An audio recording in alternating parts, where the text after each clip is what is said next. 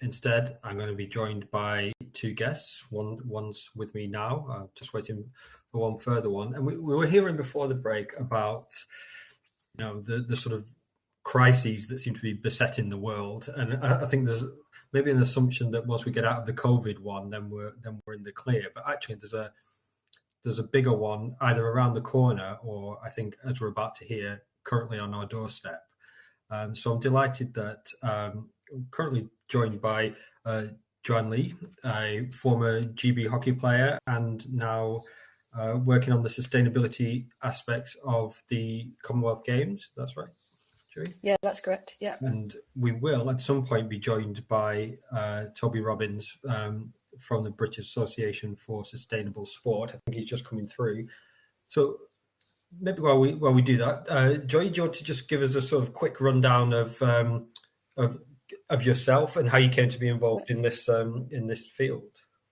Yeah, sure. Thanks, Craig. Hi, everyone. So, yeah, Joanna Leigh. As Craig said, I'm a former sort of hockey player for England and Great Britain. So I guess that was my first career, sort of alongside university and then post-university. But I've always had this interest in sustainability. So I studied geography at university and always kept this sort of eye post-sport that this was a field I wanted to go into. So when I sort of stepped back from international hockey in, I think it was 2018 now, it was something I looked at more seriously and started to get into that profession. And as you can imagine, with my sporting background, that sustainability and sport element is something I've also been equally passionate about. So to now be in a role with Birmingham 2022, so Commonwealth Games happening next year, is super exciting to sort of bring those two passions together. And yeah, it's like anything in this field, it's such a fast evolving field and everyone's learning together. And yeah, I'm learning as well. So it's great to kind of be part of these discussions and see this agenda point kind of becoming higher up the agenda as people sort of really look to think how they can bring it into the conversations that they're having. Yeah, I think when we spoke recently, I sort of admitted to maybe getting it slightly wrong. I mean, there's nothing unusual about me being wrong about something. That's quite a mundane event. But I thought that given the year that everybody's had, that maybe organizations be forgiven for maybe saying, we need to focus on ourselves right now. The big issues, the planet stuff, it's just going to have to wait while we get back on our own 2 feet. But actually what I'm finding, both from sort of international surveys that are being carried out and sort of anecdotally from people that we work with on a daily basis, is that this is really at the top of the agenda right now. And I was just reading a report from Deloitte recently about, I think it covered about 2,000 executives in something like 21 countries, I think it was. Yeah. They were saying that environmental sustainability is the top issue that we're currently facing. Forget all the other stuff. This is the top one that we're currently facing. So I wondered how you're finding the growth of this as an issue, and whether or not the past year has actually represents an inflection point. Maybe people are starting to think differently about what they're doing and how they're doing it. And I don't just mean in sport, I mean across business and other sectors more generally.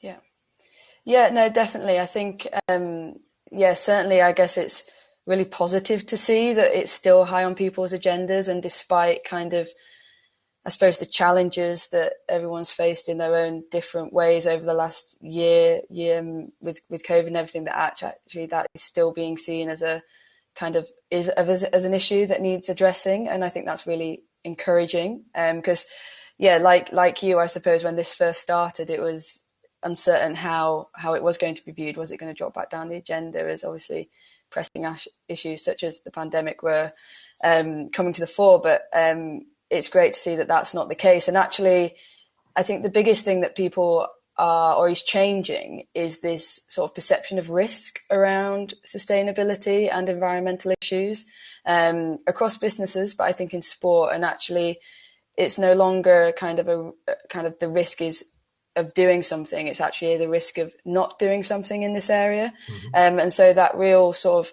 switch on how people are are viewing risk and sustainability and environmental impact is a real bit game changing, actually, because now it's all about action as opposed to should we, shouldn't we, because they see it as a real risk to their business and they see it as a risk to their participation. Most of their stakeholders, I think, especially in sport, whether that stakeholder, if you're an event, that's the host city, or if it's, athletes at your event, or members, if it's a club level, whatever the case may be, this is high on individuals' agendas from a personal point of view, but it's also a risk in sport, and weather issues happening, washing out clubs or there's financial implications, and I think actually that risk is becoming more proven in the literature, it's becoming more documented in the media, and therefore it's becoming kind of more front of mind, which is encouraging to see. But as we know in this space, there's still a long way to go and lots to learn. And sorry, Toby, I don't think you quite were in the room when we were making our introductions. So I'll just sort of explain to people the third face that's appeared on the screen. So welcome to Toby Robbins from the British Association for Sustainability in Sport. I asked Joy to do something similar. Toby, maybe you could just quickly introduce yourself and maybe the work that BASIS, if you give people an idea of the work that BASIS does, if that would help. Yeah, happily. I've been involved with BASIS from the outside, really, for about 10 years, insofar as I used to supply many of the members of BASIS. And it's only recently that I've really come on board and given them my time as part of the organisation. BASIS has set out as a network of elite organisations, essentially, all be that your MCCs and your horse racing and lawn tennis and your Arsenal and Principality Stadium. So a group of like-minded organisations, elite organisations and venues who absolutely wanted to address sustainability in sport and recognise that they had a role to play and an opportunity to really make a difference. So that's how it really sort of kicked off as a network of elite folks sharing best practice and really making a difference. As Joey just said, now it is just growing and growing. The interest in BASIS and the interest in actually addressing environmental sustainability and sustainability more broadly within organisations and within the sector is growing very, very rapidly now, and it's great to be able to support that. And so, from BASIS' point of view, the ability to put on more and more events and add greater and greater value, add best practice, share best practice, and really provide certification and support for organisations to really make a difference. Means it's a very exciting time for us at BASIS, and it's great to be part of. And clearly, of course, we'd be delighted to hear from more folks, to come on board. Picking up on what Joey said, though, earlier. On the questions really of sort of motivation and the risk management and so on, I couldn't help but feel that there is still a long way to go. And I think what stood out to me very recently was the the European Super League fiasco. Now, what that said to me about mindsets within boardrooms was that actually, it's Milton Friedman, neoliberal economics. Absolutely, how do we secure the revenue? It was absolutely profit driven for the stakeholders, for the owners of the business, rather than looking more broadly. And I think the lesson which the fan base gave back, that actually there's a social responsibility here, I thought was really, really interesting to actually see just how strong that was and how swiftly the clubs responded. But equally, very, very disturbing that hadn't been anticipated. So I do think that there's a long way to go. And certainly from the point of view of my sort of background as Chief Executive of the Institute of Environmental Management and Assessment, absolutely looking at different sectors and assisting with business planning and taking things into account at that level, understanding what the motivations are for the boardroom to actually take environmental sustainability seriously and to actually address issues, understanding what those drivers are for them, I think is fertile territory for the sector. There's a lot of work which we can still do. Yeah, and just thinking about some of those motivations, I mean, maybe I'm sort of coming at it with a slightly simplistic view, but it seems to me that there's a sort of moral case for taking an interest in this. It affects the planet. We're all part of it. We're all going to suffer, and we've all got a role to play through our different activities, our behaviour, our organisations, and that affects everybody generally. But in terms of and this probably answers why the sports sector is continuing to take this seriously despite all the other pressures on people's time and resources, and that's that it is directly impacting sports as we speak. And I just wonder if maybe you could offer some sort of examples of the types of impact that climate change, that environmental pressures are having on sports. And Joy, I'd also be really interested to hear from you as an athlete, because presumably you've competed around the world, you've experienced different conditions, and you know firsthand the sorts of impacts that it has on you as an athlete.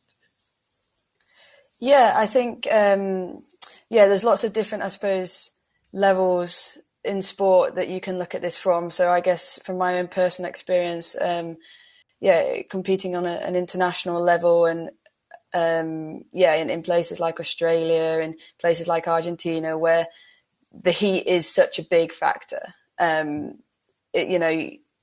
It breaks up the game. So if it's particularly hot days, that you end up breaking it down to quarters, you end up having more breaks. It breaks up the game, so it influences how you play the game. But in terms of like actual performance from a personal point of view, it just puts more stress on the athlete. So when you're operating in high temperatures, your concentration goes more easily, your coordination goes, things like that kind of ultimately impact the quality of what you can do, and therefore the quality of the game. And I think in that point, the heat can actually become a bit of a leveler.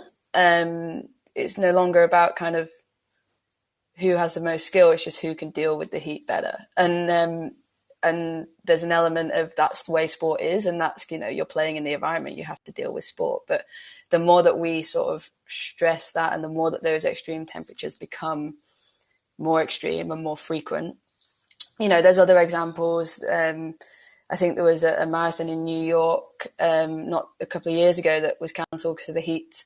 That it's impacting different sports in different ways at high levels, but equally at lower level, like not lower levels, but more grassroots levels, it's also impacting. There's a report out there, if anyone else is interested in hearing a few more stats about this. I won't be able to reel them off right now, but the Hit for Six report and a Game Changers report as well, and check those out. And there's also another report, if I can just remind myself for what it was called. I think it was called Playing Against the Clock. That gives loads of examples of how, more extreme weather events or environmental changes are impacting athletes, are impacting clubs at grassroots level, and actually the financial implications, the performance implications, the kind of governance implications, like just the disruption that can cause is significant. And I think obviously from our point of view in the UK, we're quite blessed that we're perhaps not at the sharp end of those changes at the moment. When you look at countries like India, where air pollution is rife, or Australia, where heat is rife. But actually, if we do still look closer to home, those things are still happening. So there was also another report called Breathe GB, and that really sort of gave some facts and figures around how air pollution impacts children and their lung development, and how if we're wanting, as governing bodies, as clubs, we're wanting to grow our sport, we really want to be giving our kind of younger generation the best platform possible to be the best performers or participants that they can be. And actually, if we're stunting their lung growth because there's poor air pollution, then it's an impact for all people. So yeah.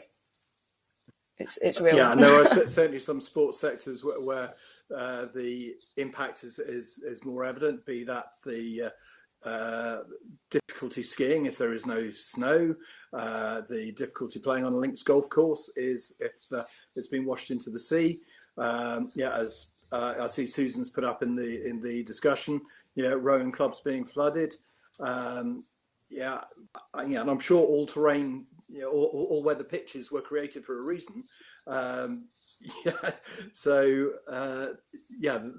It's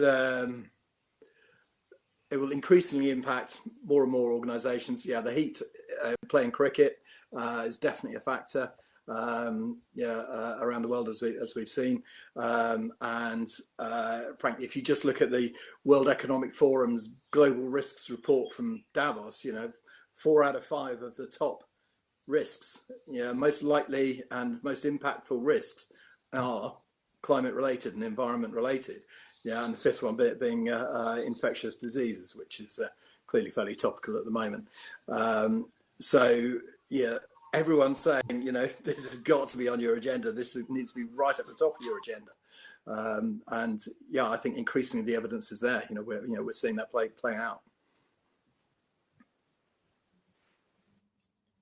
And maybe actually this is an opportunity for some of the people who are on the call to maybe put in the comments box some of the impacts that they're feeling, because we've got people from NGBs, from associations, from local clubs who are at the sharp end of it. So please feel free to give us an indication in the Q&A as to the sorts of impacts you're feeling at the sharp end.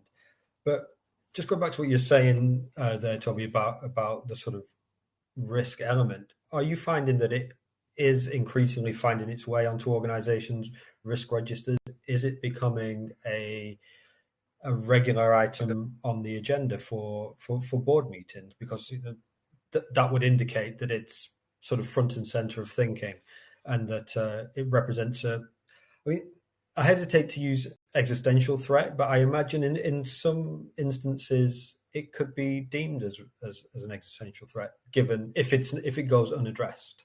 Yes, a survey was actually done quite recently, which actually showed that the sports sector is lagging, I think it's fair to say, in terms of actually having sustainability on the agenda at board meetings. And I think some of that, it sort of harks back to me to what the drivers are for the business, and for the organisation, and what those, what imperatives the business is actually, responding to. You've mentioned there's a moral imperative. Now, clearly in a commercial organisation, you need to translate that into what the business impact of that is actually going to be. And I don't think it could be clearer than having a fan base. If society is demanding it, or society is the customer base. So failing to respond to that moral imperative when the whole customer base is impacted by it would seem to be a little short-sighted.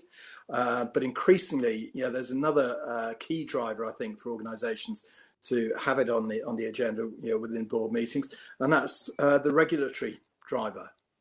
There's more, and I often sort of recommend doing a pestle analysis and actually just looking at things from how's this going to impact on the business, politically, economically, socially, technologically, legislative, and environmentally. What are the impacts here? And you can look at any of those. The political mood is absolutely driving sustainability. So if you haven't got that on the agenda in your board meeting, then you are not responding to the external environment in which you are operating. If you haven't actually recognised that economically there will be increasing carbon taxes and green taxes and incentives to move away from operating your organisation in an environmentally less sustainable way, then you will lose out financially.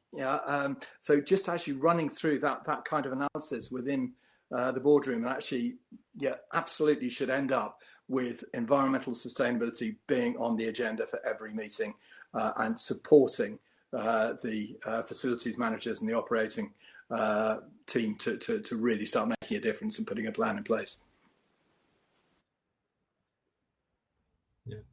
It's interesting that you mentioned the sort of regulatory pressure, and certainly in the commercial sector. The big uh, the big corporates, the big businesses in this country are now being asked to, they've got certain reporting requirements of their Section 172 obligations, one of which is the impact on the environment, the impact on society. So the big businesses are starting to have to think about how to do that. The Corporate Governance Code references these issues.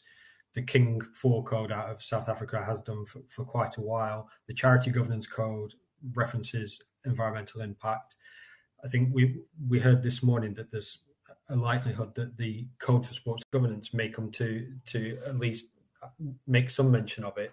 So it's clearly something that's coming from that side of things. So there's like a moral case, there's a business case, and there's a regulatory case for, you're missing a trick. If this isn't on your agenda, if it isn't on your risk register, it really should be. And I'm just wondering as well, are you finding that organisations are collecting the right sort of data to be able to assess the impact? We see a couple of comments in the questions about the number. Our last two World Cups have been disrupted by extreme weather. So are people keeping tabs on, I guess in the worst case scenario, the amount of facility that they're losing, in the case of a links course or something like that, how many games or tournaments are being postponed or abandoned, and the sort of revenue implications for that? Is this something that organisations are keeping closer tabs on, do you find? I think from a data point of view, I think it's something that, again, is probably traditionally not as widespread, but is growing as obviously this becomes more kind of in the conversation. People are wanting to measure this. So I guess from my point of view, where my role is from a Birmingham 2022 point of view, is to understand what the carbon footprint of that event is and understand where we can try and make reductions in carbon impact through our operations and stuff. Measurement is really crucial. And I think reporting plays a really key role in that. If you're committing to reporting, whether that's regulatory or voluntary reporting, which is still really important, the voluntary aspect is super important if you're not currently under any sort of regulatory commitments to do that beyond just obviously the compliance stuff, is super important because it just drives that conversation. It drives, okay, well, where are the opportunities? Where are the key hotspots where we can impact for our organisation? Is it in the transport element, or actually is it in the food procurement element, or what is it within our members? Do we need to engage our members if they're the key sort of stakeholder? Like how, and if you start to measure that, and then you start to measure impact, and you start to measure improvement, and actually the risks and the opportunities, then it really puts more weight behind the conversation. It doesn't just become a moral conversation or a regulatory conversation. It builds that business case to propel it forward. And I think data is something that, is super powerful, whether that's, data on financial impact, or whether that's actually, okay, what's our carbon impact as an organization? And there's more and more tools coming out now, open source tools that can help you do that. So they're coming out kind of thick and fast. People are sort of, that collaboration element is really coming to the fore in the sports sector. And there's also kind of lots of different people that can help you with that. But the measurement side is key to keeping it on the agenda and keeping progress, I suppose. And sort of another part of the measurement consideration is, you as athletes, presumably NGBs, elite squad, elite performance teams are interested in, how their athletes are getting on. There's a duty of care element to it, and athlete well-being's rightly considered an important issue. So is this also something that are athletes being sort of questioned about how they're finding competing, how they're finding performance under these different conditions? I think, I guess from personal experience, which I guess is the main one I can talk to from this point, is I'd say yes, like it's obviously a key factor, because as I mentioned before, like extreme heat, or if it's soaking wet because it's rainy, or that impacts performance. And when it's all about performance at the end of the day. Whether the link between that and bigger issues such as climate change or the bigger environmental issues, whether that link is happening as a live conversation, I think is something that perhaps needs to develop. But in terms of trying to prepare and adapt for the extreme that you might encounter when playing, there's definitely that element, because it's about performance and sport is about performance. So at kind of that end. And so, yeah, but I would say that the gap perhaps, or the area of exploration that'd be interesting is where's that link between that instance of performance in that competition versus the longer term trend of climate change and that less tangible, I suppose, link. Yeah. And Toby, just thinking about some of the other pressures, and again, I'm going to go slightly outside the sector for this one. And in the commercial sector, again, we can see, divestment of certain portfolios. You can see pressure from, if an big institutional investor, say like BlackRock, decides that it's going to adopt a particular stance on something, then that has such a knock-on effect. So you can see companies now being sort of expected to adopt particular stances on ESG issues, report on them, live up to those commitments. Do you think we can are we or can we get to the same sort of situation in the sports sector where sponsors, commercial partners are also starting to play an important role in helping or driving sports organizations to make this a I think what I pick up on from the likes of BlackRock's divestment announcement is the leadership element. That is such a clear statement to the world that, okay, we've done all the analysis, we are as financial as it gets, and we know that we need to be responding here and we need to be showing leadership. This isn't about short-term profit. This needs to happen, and we are stepping up to the plate and reacting, responding to that. I think that the power that sport has is absolutely phenomenal. To many football fans, it's a religion. It's the nearest thing to a religion for them. And if their club says this is what you should be doing and demonstrates that leadership, the impact, I think, is absolutely unimaginable. It is huge. And that is the opportunity which I think sport has to influence society, to actually drive the agenda forward and demonstrate that leadership. I think it's such an exciting place to for a sports club to actually find itself. So if the board actually take the trouble to understand the agenda and understand what the opportunity is for them as a governing body, as a club, and to actually then think, what can we actually do about this? I think they will realise the influence they can have is just so huge that it's almost a crime not to. It's just such an exciting opportunity. Leadership. Yeah, and to pick up on that leadership point, I think,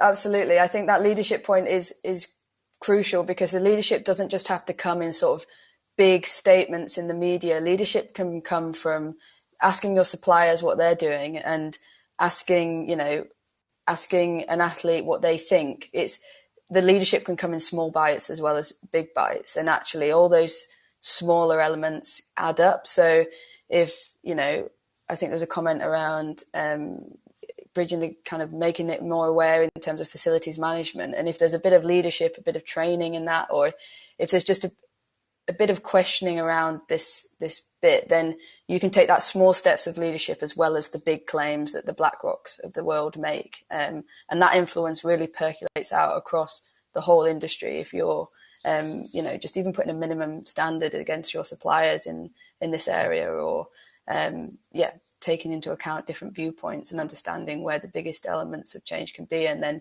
making a small step to do something about that. It's and being seen how are we Joey, actually operating our facilities, our stadiums? Yeah, so there's clear messaging in that. Yeah, absolutely. It might be sustainable food sourcing. It might be the switch to renewable energy. It might be electric charging in the car parks and so on, sorting out public transport. There are so many areas that where there's the opportunity for saying, look at what we're doing here. And for posting, this is the amount of waste we're recycling. This is the type of cutlery and so on. We switch to for environmental reasons, be it biodegradable, whatever. To actually demonstrate that leadership so that everybody, all the fans can see, that this isn't just words. This is put into action, and I absolutely accept that there is a requirement for expertise to actually know what can be done. I've seen some of the discussion points, and I'd absolutely be hugely enthusiastic to have the sports stars, let's say your Marcus Rashfords and so on of this world, stepping up, because what that actually does in terms of engaging the whole community is phenomenal. So Joey mentioned the in terms of measuring footprints and things like that. Absolutely, it does start with measurement, but you also need to know what to measure. Forgive the shameless plug here, but BASIS is a damn good place to start for that. It's. And in terms of actually teaching best practice and sharing best practice and giving that kind of guidance. That's shameless plug out of the way. But the opportunity is there. It's and the help is there. And please just reach out and show that leadership. Get it on the agenda in the boardroom. Get it filtering through to the whole operation. Get it out to the fans and the whole community, so everyone can see what you're doing.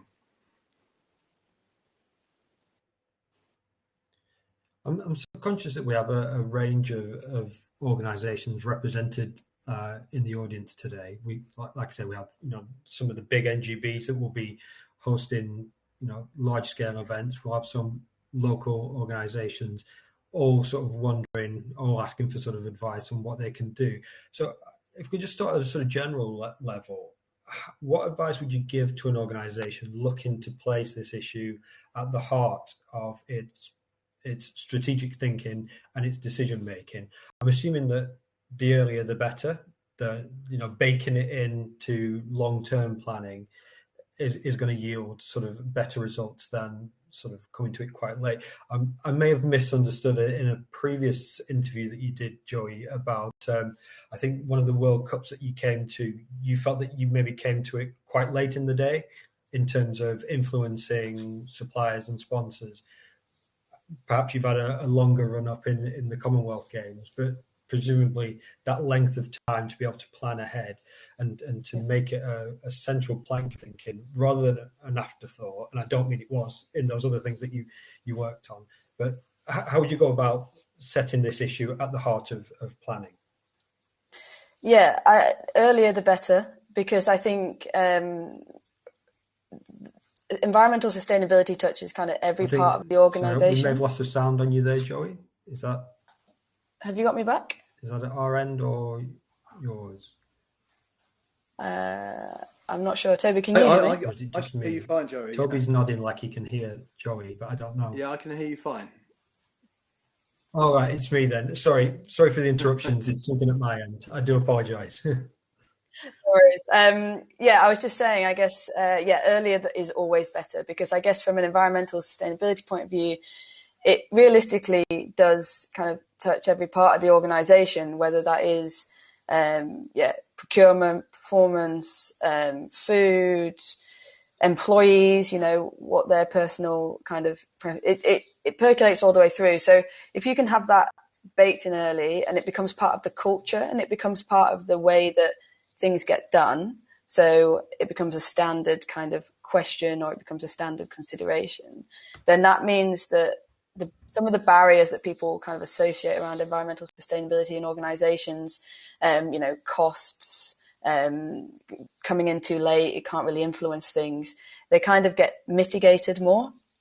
And I suppose having from a board level point of view, having a sort of top management sponsor really helps. So you don't have to necessarily start with getting the full board on side straight away, but if you can find someone on the board who has an interest in this stuff or can is willing to support this stuff, then that's a really good place to start, and you can really start exploring those conversations. So that's also a great place to start. And I think then it's just understanding what who your stakeholders are, which is an exercise you'll do anyway, and how this stuff influences them and how they influence the environmental sustainability and how it matters to them.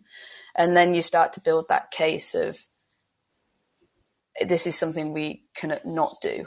And this is the reason why. And then as I say, some of the barriers is, it might cost a lot, or some of this, it's just baking it in. So a lot of the things happen anyway. So if you can kind of factor in a sustainability just as part of the culture, part of the regular process, that's where it becomes sort of really impactful and really embedded, as opposed to just like an add-on, which, like you say, Craig, was one of my experiences and learning from, say, my experience of the Hockey World Cup, where I sort of asked the question around sustainability maybe 9 months out, and actually it's just too late. A lot of stuff has already happened. So the earlier you can get it in there, the better.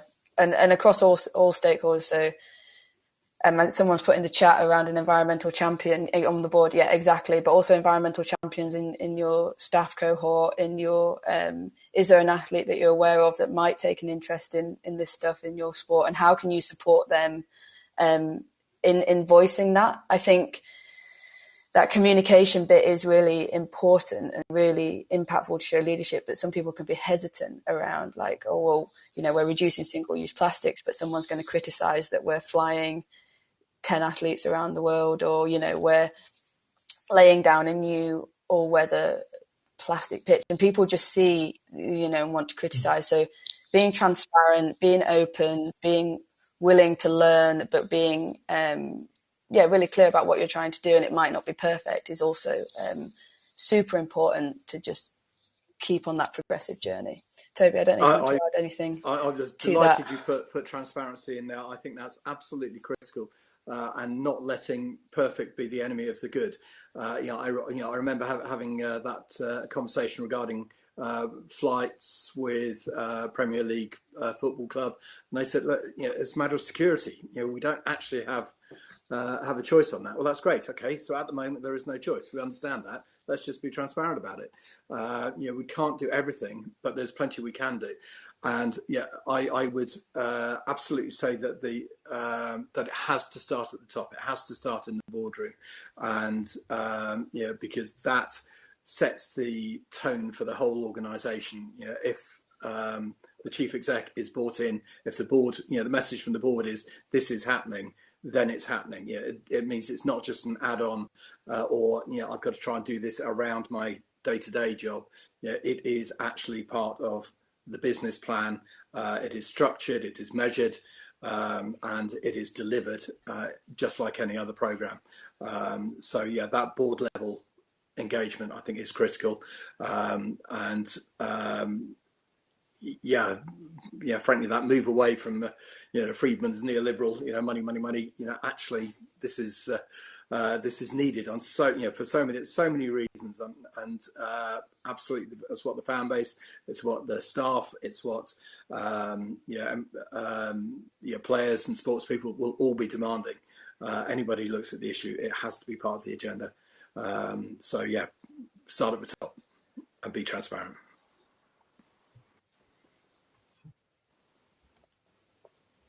And if we start at the top, maybe just think in terms of starting from the beginning. Obviously, a lot of people are interested in the sort of practical applications, things that they can actually do. Where do you find, let's assume we're starting reasonably from scratch, where might the biggest gains be in terms of behaviour? The behaviours that have the biggest impact. When I was talking to you the other day, Toby, I sort of rather naively said, that working from home and not printing things out at work was helping. And I think you said, well, that's I may have misunderstood, but you sort of suggested that in the great scheme of things, whether or not I print out a couple of pages of paper probably isn't going to have the biggest impact. Yeah, my master's degrees have both been on systems thinking and recognising that actually knowledge is required. It isn't just a matter of actually using recycled paper, because frankly that recycled paper might have been shipped from Brazil or China with a greater environmental impact than if you'd sourced a local sustainably forested product. So having a depth of knowledge, having the expertise, reading into the subject, and recognizing absolutely that perfect should not be the enemy of the good, should be part of the thinking. And in terms of engagement, actually having those kind of discussions within the organization. This is what we're thinking of switching to recycled paper. Is this a good idea? Well, actually, reduction absolutely has to come first, on the waste hierarchy. Being open, transparent, engaging everybody in that discussion is a great place to start, and a really motivating thing for everybody within the organisation. People want to work for responsible organisations.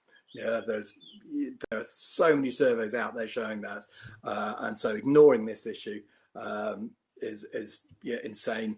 And engaging people actually is a wonderful opportunity to make your organisation a better place for everybody to work in.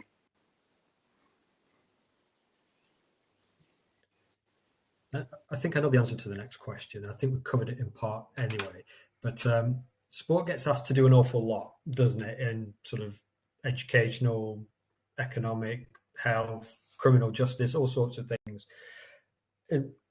Is it right for sport to take leadership on this issue? Like I say, I think I know what your answer is going to be, but for the avoidance of doubt, I'll ask it anyway. Should sport take leadership in this? And as a sort of addition to that question, is there a role here for the funding bodies? We heard this morning that the Code for Sports Governance may make reference to this to be properly addressed by organisations. The funding councils obviously oversee large investments of public money. Should those investments come with some sort of parameters around the way in which it's spent with this issue in mind, or is that something that should be out of their remit? I think I think it does come under the to take, I guess, the second part of the question first. It does come under the remit of the funding bodies, definitely. Going back to that commercial aspect, if it's baked in, then that's the signal to the sector that's the direction of travel, that's the strategic direction, and actually get on board, or it's a real financial risk for you. So there's a real sort of lever that can play in terms of sport, and alongside all the other issues or opportunities that sport is asked to sort of contribute to. I would say that it absolutely, unsurprisingly, absolutely has a role to play in this, but not because of in and of itself, not because of environmental sustainability. It is in and of itself important, but because it crosses all those other issues as well. It's a fundamental part of health and well-being. If the environment's poor, that's going to impact your health and well-being. If there's an issue around social cohesion or real kind of social togetherness, sport can play a big part in that. And if there's that community feel, people will want to look after that community, of which the environment is part of it. So I think to think of environmental sustainability in isolation from all those other different important opportunities and issues is a bit of a miss. I think incorporating it as how it can both sort of enhance and complement those things as well. To see what Marcus Rashford's done on the free school meals. Yeah, absolutely. Sport needs such an opportunity to lead.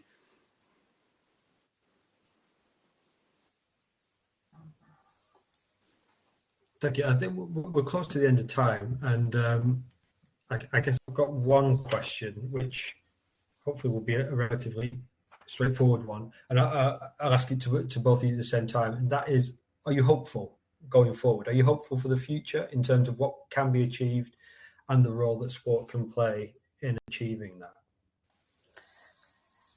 I'll go first and I'll let... yeah, I think I am hopeful. I think, to be honest, we have to be hopeful because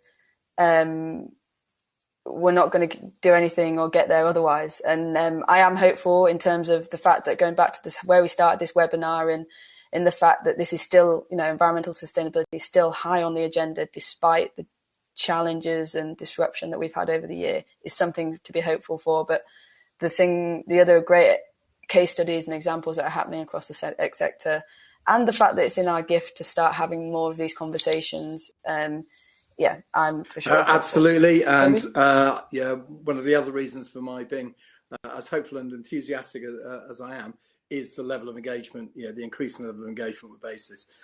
So another shameless plug, do please reach out to us and see if we can help you.